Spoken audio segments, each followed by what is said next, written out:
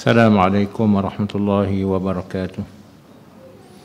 أعوذ بالله من الشيطان الرجيم. بسم الله الرحمن الرحيم. إلى حضرة النبي المصطفى رسول الله صلى الله عليه وسلم وإلى كافة الأنبياء والمرسلين والأولياء والشهداء والصالحين وإلى جميع المسلمين والمسلمات والمؤمنين والمؤمنات وبنية القبول وحصول المأمول وبنية الشفاء من كل الأمراض وبنية قضاء حوائج الدنيا والآخرة وبنية الفوز بحسن الخاتمة عند الموت. الفاتحة. أعوذ بالله من الشيطان الرجيم. بسم الله الرحمن الرحيم. الحمد لله رب العالمين الرحمن الرحيم إياك نعبد وإياك نستعين اهدنا الصراط المستقيم صراط الذين أنعمت عليهم. بسم الله الرحمن الرحيم.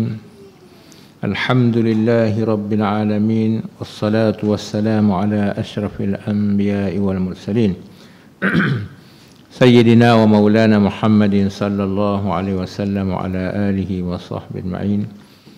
رب اشرح لي صدري ويسر لي أمري واحلل عقدة من لساني يفقهوا قولي. اللهم رب زدنا علما وارزقنا فهما. اللهم فقهنا في الدين وعلمنا التأويل. رب يسر ولا تعسر وتم بالخير. أما بعد. فقال المصنف رحمه الله تعالى ونفعنا الله به وبعلومه في الدارين. Muka surat 44 perenggan pertama. Alhamdulillah pada malam ini kita boleh sambung kembali kitab pelita penutup kita setelah kita cuti sebulan.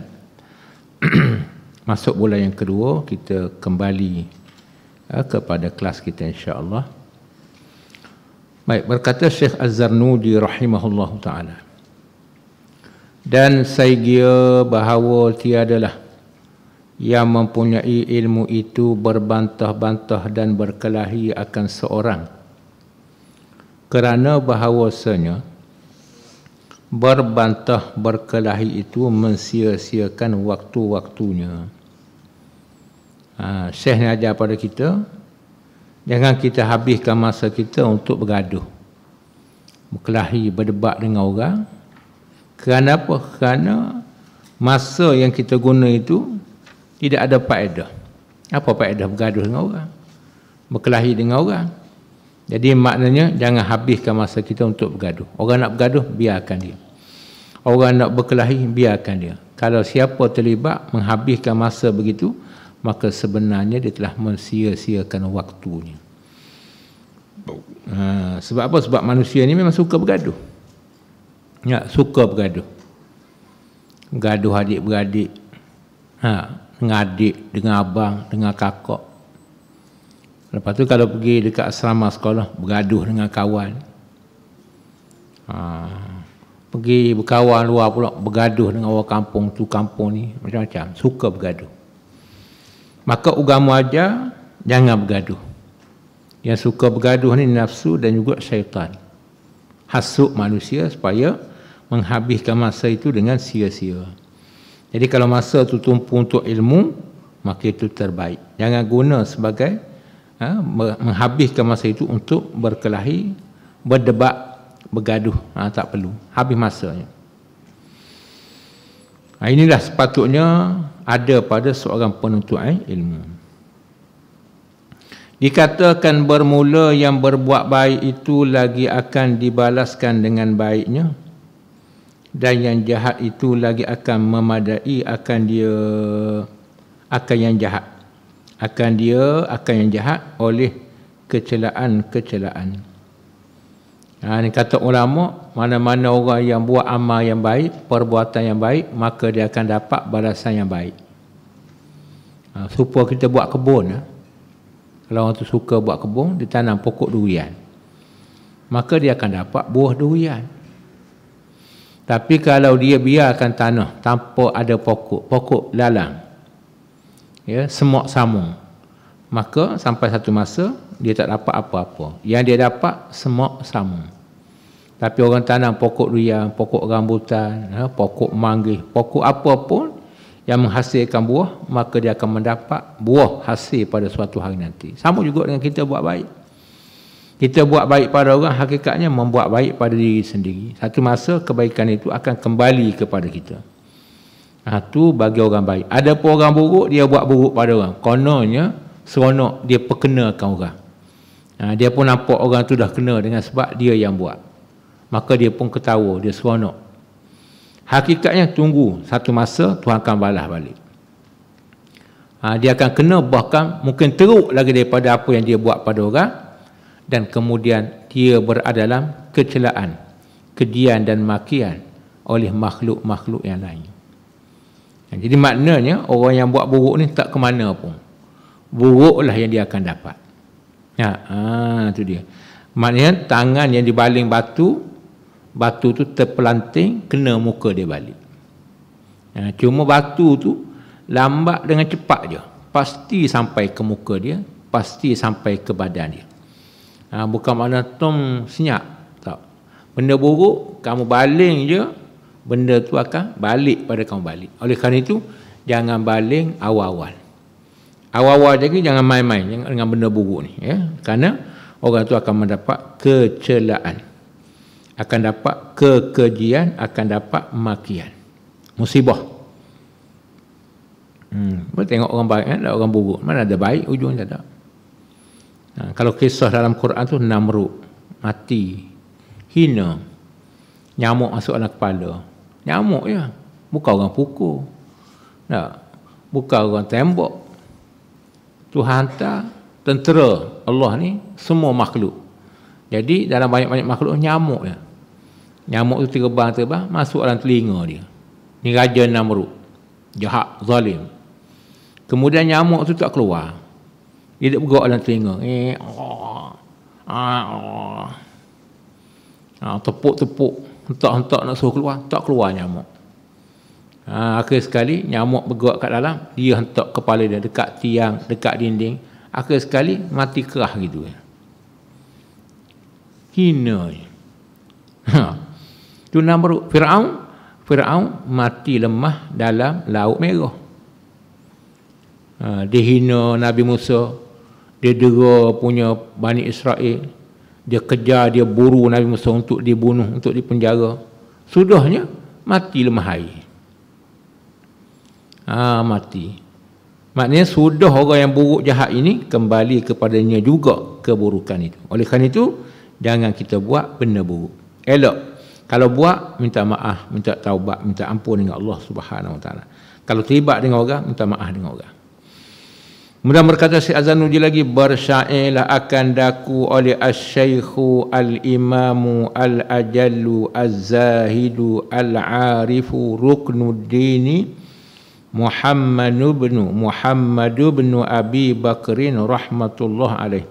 Guru dia bersyair dalam bab ini. Berkata ia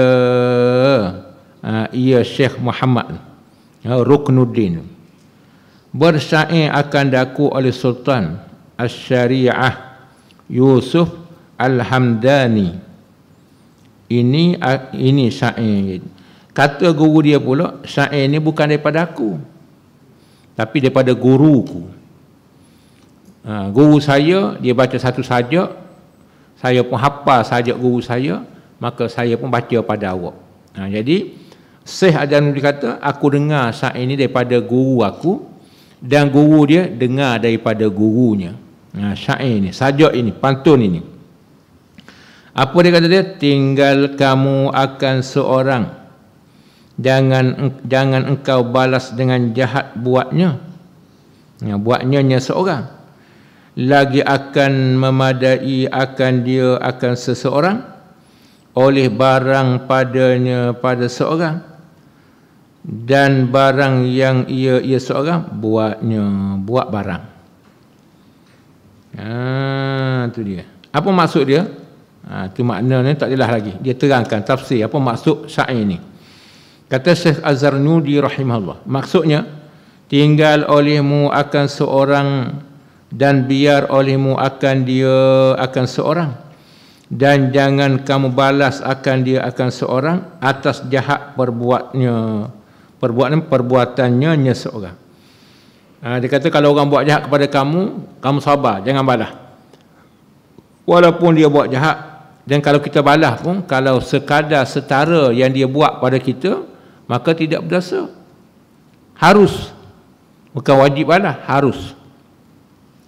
Dia pukul kita, kita boleh pukul dia. Tapi dengan syarat, kalau dia pukul kamu sekali, kalau kamu nak balas, sekali saja kamu pukul. Jangan pula dia pukul kamu sekali, kamu pukul dia separuh mati. Jangan. Geram aku nak. Dia pukul. Kawan tu sekali je pukul, tapi punya dia nak marah. Tu termasuk orang zalim pula. Kalau nak balas, dia kata dia pukul sekali je. Dua kali.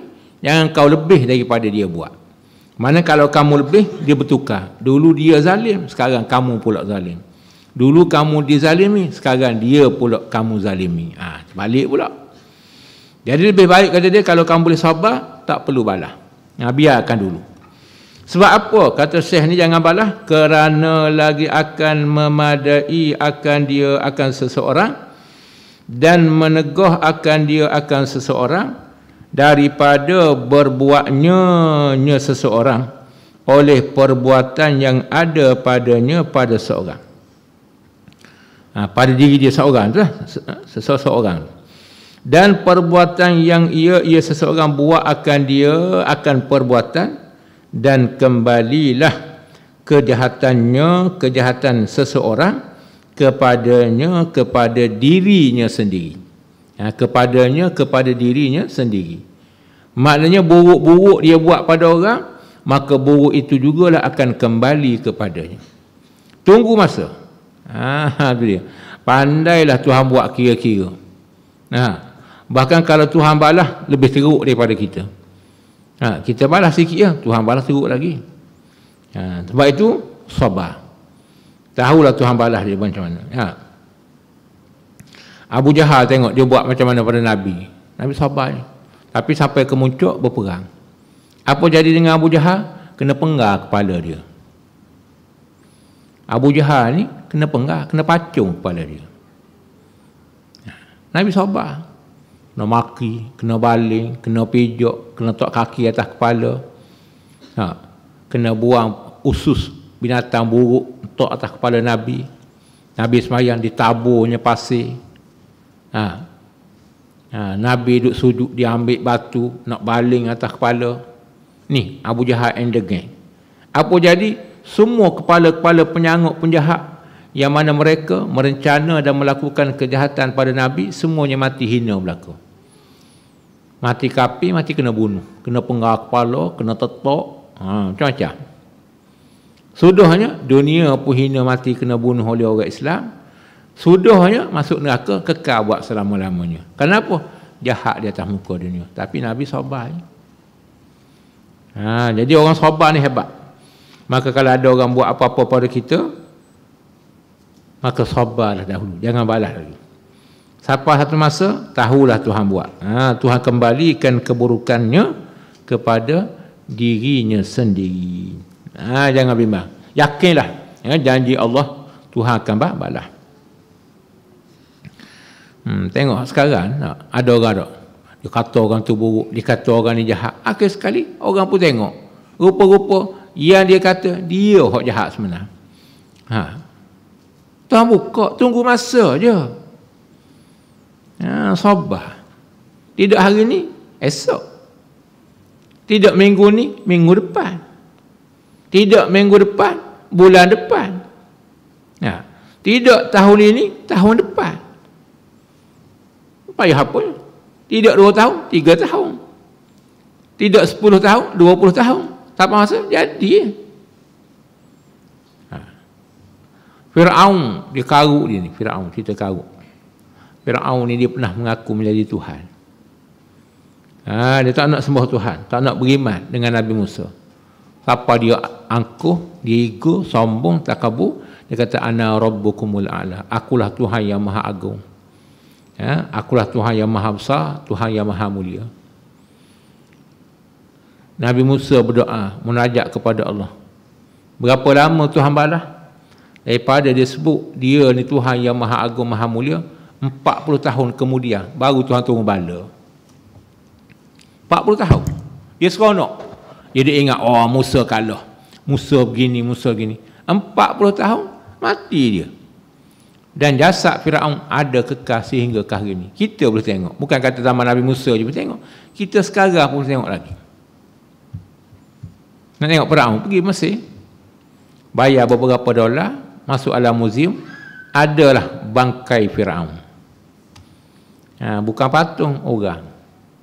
Tuhan jaga jasad dia supaya orang kemudian tengok, tujuannya untuk mengambil iktibar. Tuhan Maha Kuasa, Tuhan boleh tunjuk kepada manusia.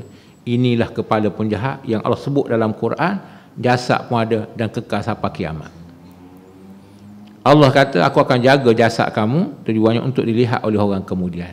Dan orang kemudian jangan tiru dia, ambil pengajaran. Kalau buat jahat, ini balasannya. Jadi orang yang sedar, orang yang berfikir, orang yang belajar, orang yang merenung, maka dia boleh mengambil pelajaran dan pengajaran, lalu dia mengelak daripada perbuatan serupa dengan Firaun, suka buat jahat pada orang. Tapi bagi orang yang tidak ambil pengajaran, maka dia jahat-jahat gitulah. Sudahnya lebih kurang Firaun juga. Sebab tu orang jahat ni Tuhan kumpul sekali. Dia masuk neraka, dia duduk bersama dengan Firaun, dengan Korun, dengan Haman. Ni pokok jahat ni. Dia pun tengok, engkau pun ada juga kat sini. Dia bercakap sama dia. Engkau pun ada juga. Kenapa kau masuk neraka? Engkau pun kenapa masuk neraka? Dia tanya sama puak dia.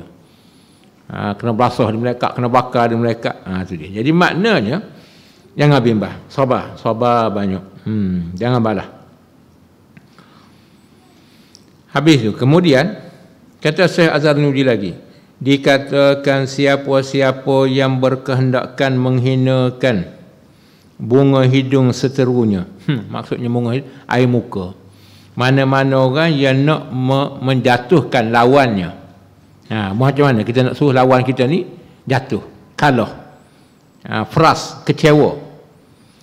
Maka hendaklah mengulang-ulang ia akan ini syair. Syair mana? Ulang syair ni. Dan bersair akan daku, kata Syekh Zanuji.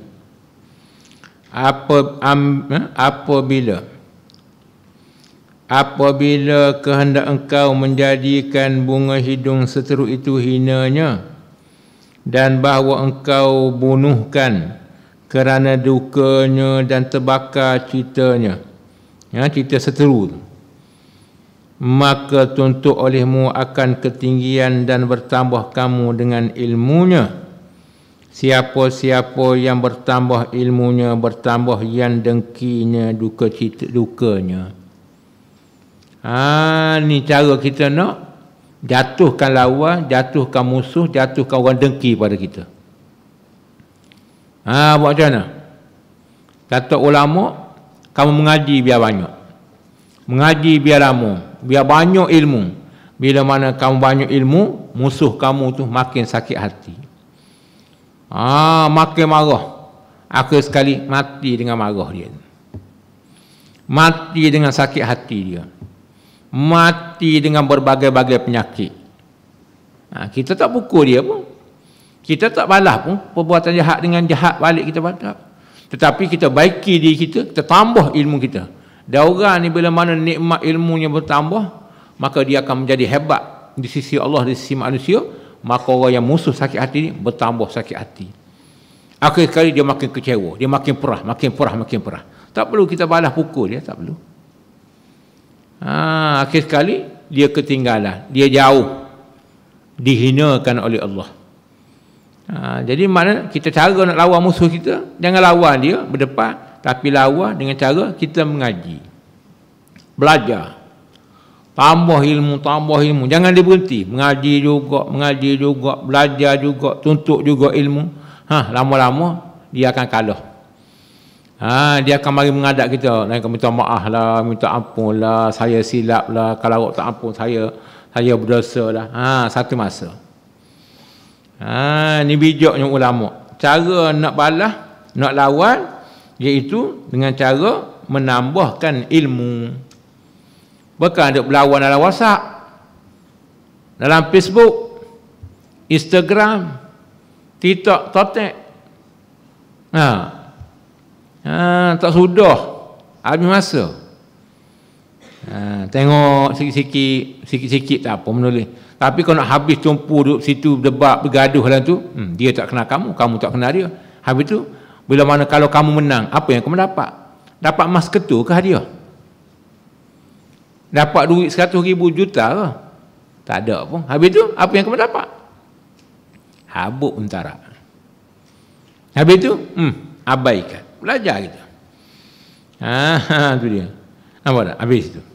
Kata dia maksudnya apabila engkau berkehendak bahawa engkau melontarkan kehinaan pada bunga hidung seteru engkau. Apa maksud bunga hidung ni? Maknanya air muka maruah dia. Nak merendahkan dia, nak hinakan seteru ini dan berkehendak bahawa engkau bunuhkan dia kan seteru dengan duka cita. Bukan bunuh dengan senjata, bunuh biar dia makin frah, makin kecewa. Kita bunuh perasaan dia, biar sakit hati. Nak lawan aku sangat, tak apa. Aku serah pada Tuhan, aku nak mengaji je. Aku bukan nak berlawan, nak bergaduh dengan orang. Aku nak mengaji. Aku sekali sakit hati, makin sakit hati, makin sakit hati. Sebab dia tengok kita ni makin bertambah ilmu, makin berjaya, makin baik, makin bagus. Orang jahat ni makin sakit hati, makin sakit hati, makin sakit hati. Itu menandakan kita menang, dia kalah. Dan bahawa engkau bakar akan dia, akan seteru engkau dengan cita-citanya. Tu dia. Maknanya biar duk fikir, dia nak cita tapi tak dapat, kita dapat, kita berjaya. Dan runsingnya, dia berangan nak kenakan kita, tak dapat. Kemudian dia rusing hidup bimbang seorang. Maka kuasa olehmu dan tuntut olehmu akan ketinggian dan menambah olehmu akan ilmu dan pengetahuan, kerana bahawasanya siapa-siapa yang bertambah ilmunya, ilmu siapa-siapa, seseorang itu bertambah ilmu dan pengetahuannya, pengetahuan sesiapa tadi, nescaya bertambahlah yang mendengki akan dia, akan siapa-siapa dukanya dan runsingnya. Makin pening gulawan. Hak lawan kita makin pening. Kenapa? Kerana kita makin bertambah ilmu, makin berjaya, dia makin pening, makin duka cita. Geram aku, geram. Lepas tu apa jadi? Tak ada apa. Orang tu bertambah ilmu, dia tak dapat apa-apa pun. Ini musuh. Maka dengan demikianlah, dengan demikian mana? Dengan kita bertambah ilmu, dengan kita mencari, menambah ketinggian kita, pengetahuan kita, jadi hina ia seteru. Hina ia seteru, mana musuh, sehabis-habis hina. Ia tu kembali kepada musuh ataupun seteru, jadi hina dia, lekeh dia, sehabis-habis hina, dan jadi terbakar, hancur hati, remuk hati dia, dan terbunuh ia seteru engkau. Dengan demikian itu, dengan demikian bertambah pengetahuan itu, maka hasillah maksud engkau. Maka kamu pun dapat, ilmu pun dapat, pangkat pun dapat, menjatuhkan lawan pun dapat. Sebab cara kita nak lawan gitu ya. Contoh dalam keluarga kita ataupun orang kampung kita, dia asyik dengki je dengan kita, tak apa, biarkan dia. Bagaimana kita nak patahkan kedengkian dia? Kita belajar biar bersungguh, biar kita bertambah baik, akhlak kita bertambah baik. Akhir sekali kalah dia. Tak tahannya kita nak balas balik, kemudian balas jadi kadang-kadang terlebih pula daripada yang sepatutnya. Itu dia. Kita buat nampak macam tak berapa nak betul. Kenapa? Kerana mengikut cara-cara mereka yang tak betul. Sebab tu kita nak bunuh perasaan orang ni, gitu je. Bunuh perasaan dengan kita buat baik, bukan bunuh perasaan dengan kita dengki dengan dia. Itu tidak. Cara orang baik kita balas dengan baik. Contoh kawan ni kedekut dengan dia, tak apa, engkau kedekut dengan aku, tapi aku tak nak kedekut dengan kau. Dia ni tak nak belanja kita. Kita jumpa je, kita belanja dia. Jumpa je, belanja dia. Jumpa je, belanja dia. Akhir sekali dia pun naik pening juga. Geram aku gini. Tapi dia asyik belanja pula aku. Akhir sekali dia malu dengan begitu. Kita tak. Hak kita memikir, cara memikir. Engkau kedekut, aku pun pandai kedekut juga. Dia tak bagi kat kita, aku pandai juga tak nak bagi dengan orang. Tu pemikiran kita tak betul. Pemikiran cara agama, walaupun dia kedekut, kita bagi. Tu dia. Walaupun dia buat buruk dengan kita buat baik. Walaupun dia tak tegur kita cuba tegur dia. Walaupun perasaan kita pun, memang kita kalau boleh nak buat macam dia juga, tapi jangan. Akhir sekali dia akan kalah. Tengok Nabi kan? Nabi bagi makan orang Madinah, Yahudi buta. Walau setiap kali Nabi bawa makanan, dah lah buta, tua pula, Yahudi pula. Nabi nak makan, Nabi kunyah, suap dekat mulut dia. Tapi kawan tu duk maki Nabi. Duk maki Nabi orang bagi makan.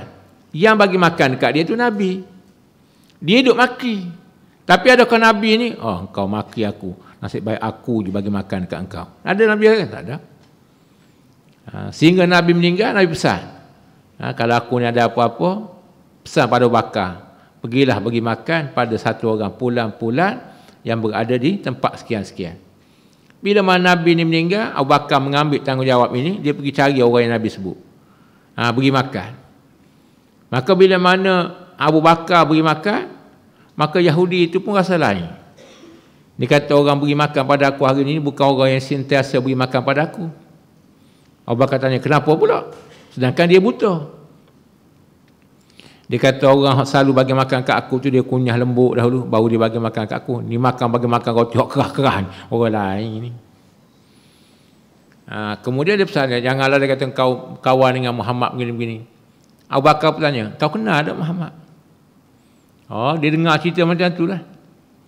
Dia kata orang bagi makan pada kamu hari-hari tu, itulah Muhammad. Baru dia sedar.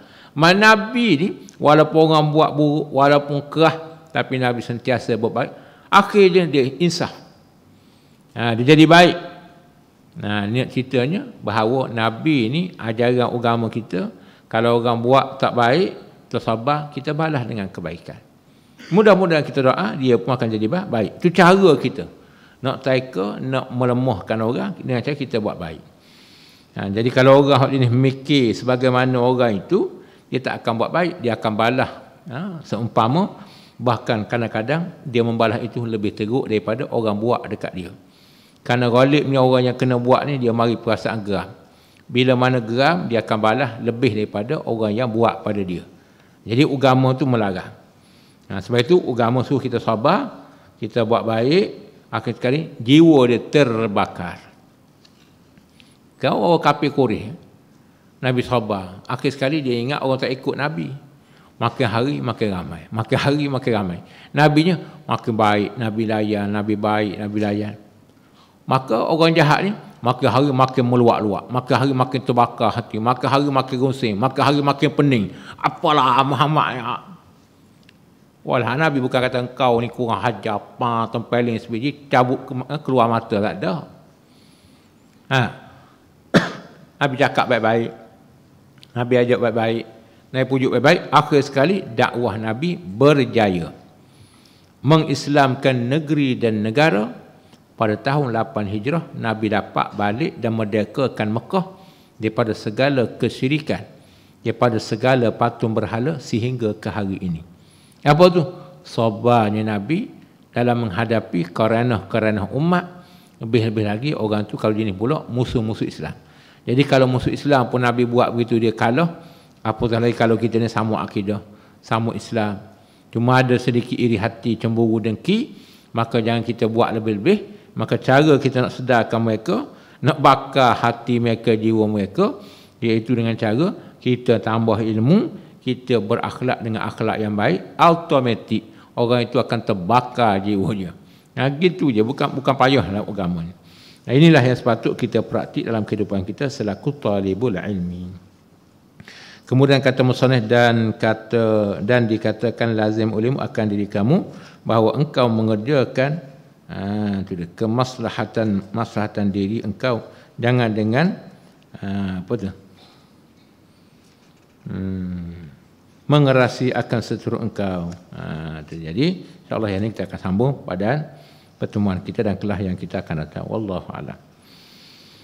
A'udzu billahi minasyaitonir rajim. Bismillahirrahmanirrahim. Allahumma dzukna ilman nafi'a wa qalban khashi'a wa yaqinan shadiqa wa amalan salihan taqabbala wa rizqan wasi'an tayyiban barakan fihi. Allahumma ati nufusana taqwaha wa zakkiha anta khairu man zakkaha anta waliyuha maulaha. Wa sallallahu ala sayyidina Muhammad wa ala alihi wa sahbihi ajma'in walhamdulillahi rabbil alamin.